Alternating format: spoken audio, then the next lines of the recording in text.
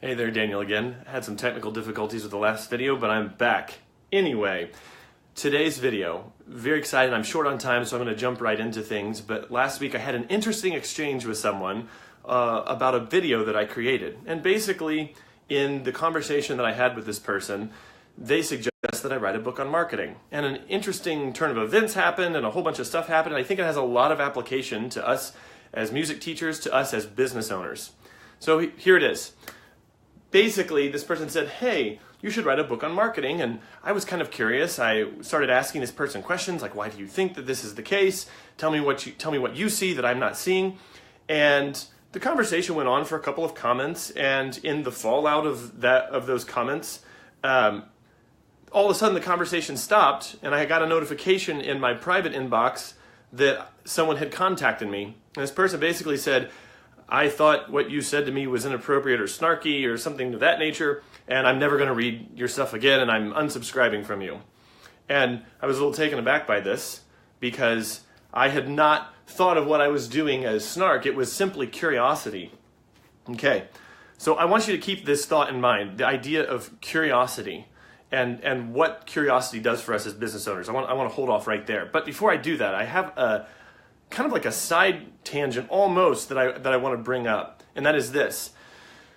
A while back, I used a third-party business to help me recruit and find someone to work inside my business. So I have a small team of people that works with me in marketing, and even there's a person, Alicia's going to, if you're watching this on YouTube, Alicia will have uploaded this to YouTube and done a whole bunch of stuff to optimize this video for YouTube. Some of you might be watching it on Facebook Live or on Facebook, but this video is going to be posted in several different places. Anyway, I used this third-party service, and in the course of working with this third-party company, I found them to be incredibly unethical. They made all these promises they didn't follow through on. They made all these promises about exactly what they were going to do for me and all this stuff. And at the end of the day, I had a really bad taste in my mouth because I worked with this company. But here's the deal. I still continue to use their stuff. Because even though some of the people inside that business I feel were a little unethical, they overpromised, they didn't do things they said they were going to do, I didn't let a bad experience with that company distract me from the fact that some of the things that they taught were actually incredibly helpful to me. So they promised me certain things. I didn't get all those things, but I did get an awful lot of value of having worked with them. And this is just kind of the side tangent I want to close off on before I kind of get back into the main thrust of this video, which is I'm not promising that I'm ever going to be the perfect marketer or that all my opinions are going to be correct or anything like that.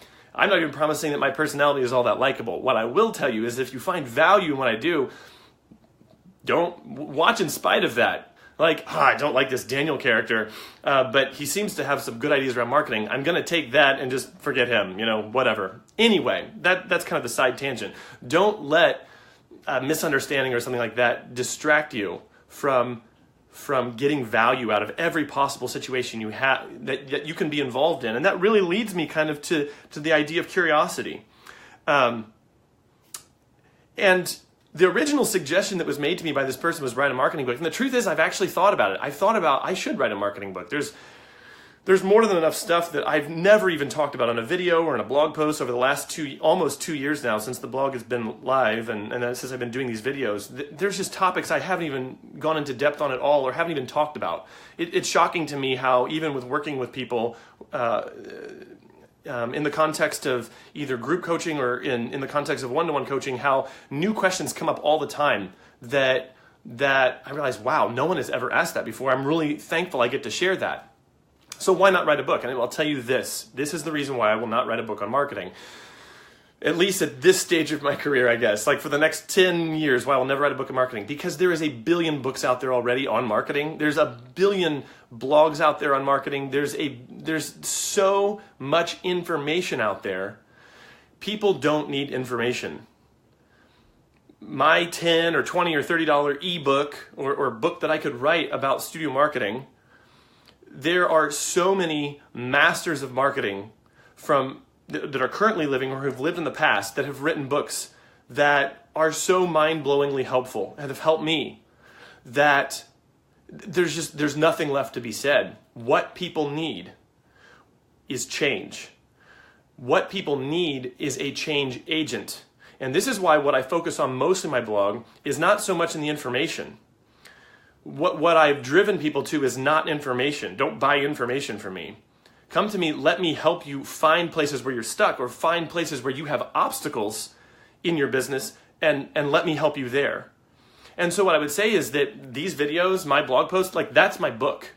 I'm just giving it to you. I would so much rather just give you the information that is freely available out there. And I would so much rather give you that and not charge you, $10 to get some information. I'd rather just give that to you and let you run with it. And at the point at which you get stuck, at the point at which you're like, oh my gosh, I have all this information out there. Why can't I seem to increase enrollment? Why is enrollment so sluggish this winter? Why aren't my Facebook ads working? At that point, that is where you can go and look outside of yourself for answers to things like that and can begin to confront issues in your professional or personal life that are holding you back from that sort of thing. And that leads me all to this. What is the most important trait then for an entrepreneur, for a business owner? It's not your ability to remember things. It's not even your intellect. It's not your ability to retain a bunch of facts about marketing. It truly is your curiosity. And that's what's interesting. That's what got me in trouble with this person, was that I was so curious about what she had to say to me that I started asking her a bunch of questions. And it came across as, to her, contentious or snarky, which I think is the word that was used. But that truly wasn't my intent. I was simply being curious and trying to learn something that I hadn't before. And I will tell you, that's gotten me into trouble in a lot of areas, not just professionally, but personally too, because a friend will say something and I'll be like, oh, tell me more about that. And I'll just very interestedly and aggressively start peppering them with questions. They're like, whoa, back off, Daniel. Where's this energy coming from? I will tell you, as an entrepreneur, that is the number one trait that you probably can have, is just a curiosity about everything. Get curious. If you have a question, oh, should I use Instagram for my studio? Yes, do it.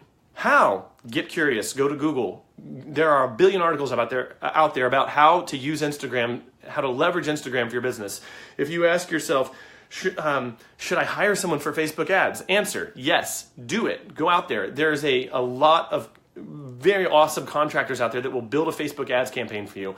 Will it cost money? Yes. Is it guaranteed to work? Probably not. But what I will tell you is if you get curious and you figure out, even if it doesn't work, and you figure out what it is that you were doing wrong, where you went wrong in the whole process, if you get curious, you will eventually have success. And so my message to you is not information. My message to you is actually get curious about things. Pursue outcomes and results. Don't let anything stop you. And there's a 1,000 blogs out there on marketing, 1,000 books out there on marketing. Get curious, go read those things, get ideas, act on those ideas, and that will make all the difference. I know it's made all the difference for me. So I have a quick question for you right here at the end of this video, and it's simply this. I'm asking you to be vulnerable a little bit. What should you be doing right now that you're not doing? Like when you think, what should I be doing for my studio right now that I'm not doing, that I know I'm not doing? Just write that in the comments below. And what I would say to you, the message from me to you in this video right now is simply this. What do you need to figure out? What do you need to do? What do you need to get curious about to start making change in that area? Okay, that's the thought I leave you with today. Thanks so much for watching this video. I will see you next time. Bye-bye.